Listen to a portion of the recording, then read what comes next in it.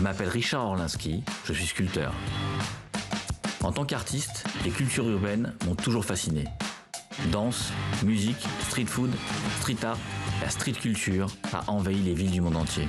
Entre Paris, Miami, New York, Barcelone ou Londres, je pars à la découverte de ces passionnés qui se servent de la ville comme support pour exprimer leurs idées. Là, honnêtement, on voit un vrai mouvement. Il se passe quelque chose, quoi. Ça réveille comme ça une émotion positive. Artistes ou acteurs de la street culture, ils révolutionnent à leur manière le monde de l'art en adoptant ce style de vie direct. Waouh! Suivez-moi dans leur univers, Bon, bravo à Richard là. au cœur d'une série qui s'écrit et se vit sur les murs.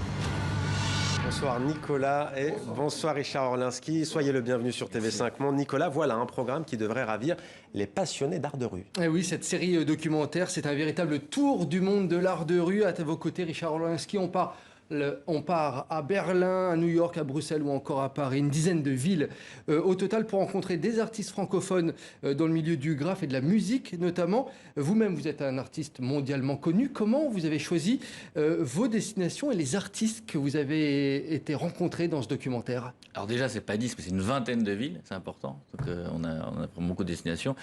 Comment j'ai rencontré les artistes? En fait, on a fait un tour de table, on a regardé un petit peu...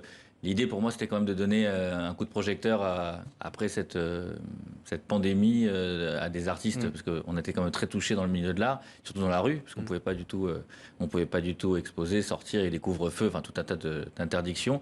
Et l'idée, c'était de pouvoir redonner à des artistes émergents qui avaient des choses à dire, et voilà, qu'on a fait un tour de table, on a vu ceux qui étaient à côté, parce que le street art, ça c'est particulier, il y en a qui veulent pas non plus montrer ce qu'ils font.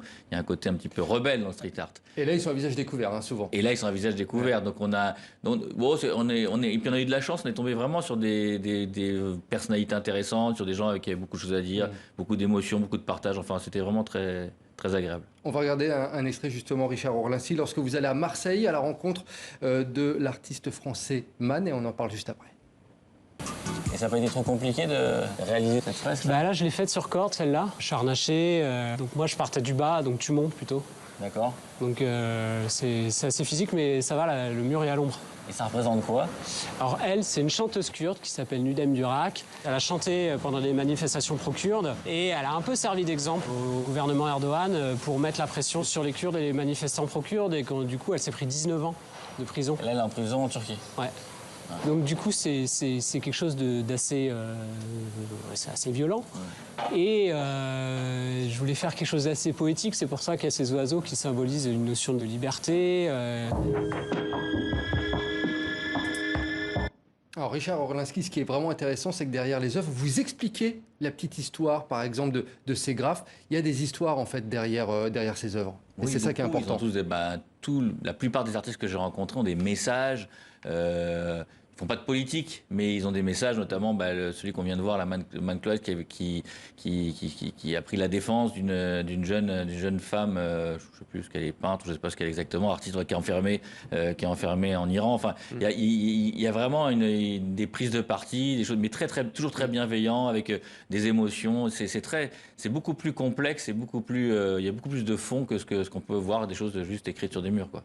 Pourquoi est-ce qu'ils ont choisi de s'exprimer dans la rue, les artistes que vous avez rencontrés, plus que par exemple d'aller exposer en galerie ou dans un musée? Pourquoi la rue? Alors là, c'est très simple, parce que déjà, exposer en galerie, c'est compliqué. Vous n'avez pas comme ça, s'il te plaît, donc c'est très compliqué. Donc, Il y a un côté je me sens libre également. Il y a deux choses. Déjà, galerie, c'est compliqué. D'ailleurs, beaucoup d'artistes que j'ai rencontrés me disent parfois comment faire pour exposer en galerie. Mais pourquoi c'est compliqué? C'est cher. Enfin, il faut avoir des contacts. Des contacts, d'offre et de la demande. Puis, en gros, aujourd'hui, le problème des galeries, c'est qu'on va prendre que les gens qui sont, on va dire, déjà connus.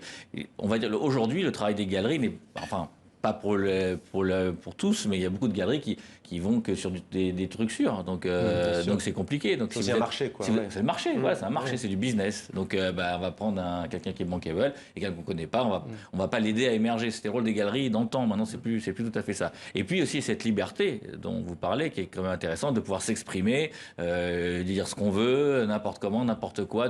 Il y a un artiste qu'on a interviewé en Belgique qui est très intéressant, Denis Meyer, qui lui à une histoire d'amour douloureuse. Il est resté 2 ans enfermé dans une usine. Il a repeint l'intérieur complètement. C'était son exutoire, c'était sa psychothérapie. Il est resté 2 ans vraiment enfermé. Et ensuite, il est sorti et il était guéri. Mais donc, il y a vraiment des histoires incroyables. Alors, je rappelle qu'il n'y a pas que le graphe, hein, il y a également de la musique, de la cuisine de rue. C'est Street food, ouais, c'est on essaie d'être vraiment l'art là. de rue, vraiment au manger, sens hein. large. Bah, il faut bien manger. Il faut bien manger, effectivement. J'ai une dernière question. Parmi toutes ces villes, laquelle vous a le plus surpris? S'il fallait qu'on aille dans une de ces villes, si on est un amoureux de l'art de rue, c'est quoi? C'est laquelle? Alors, moi, ça va être très basique et très simple. Moi, c'était Marseille. Et c'est bon, voilà, on va rester. Parce que je connaissais pas, je connaissais Marseille, mais pour avoir été voir le foot ou d'autres choses. Mais j'ai vu des quartiers, j'étais surpris ça m'a plus surpris. J'étais surpris par plein d'autres villes qui étaient incroyables, Barcelone, je sais pas, Berlin. Mais de dire Marseille que je connais, c'est une ville que je connais, j'ai été 50 fois, et ben, il y a des quartiers où c'est complètement bariolé, on a l'impression qu'on est je sais pas où, et il y a du street art partout, les murs, toutes les maisons complètement. Et ça m'a surpris parce que c'est un truc que je suis supposé connaître et que je connaissais pas. Merci. Merci beaucoup, Nicolas, pour cette belle Sur découverte. TV5 Monde et à partir du 3 novembre sur TV5 Monde Plus, la plateforme. Chaque de TV5. dimanche. Chaque Nicolas. dimanche sur TV5 Monde. Super, merci beaucoup. Merci Richard Orlinski, merci Nicolas. L'invité de Patrick Simonin maintenant, Thomas Piketty.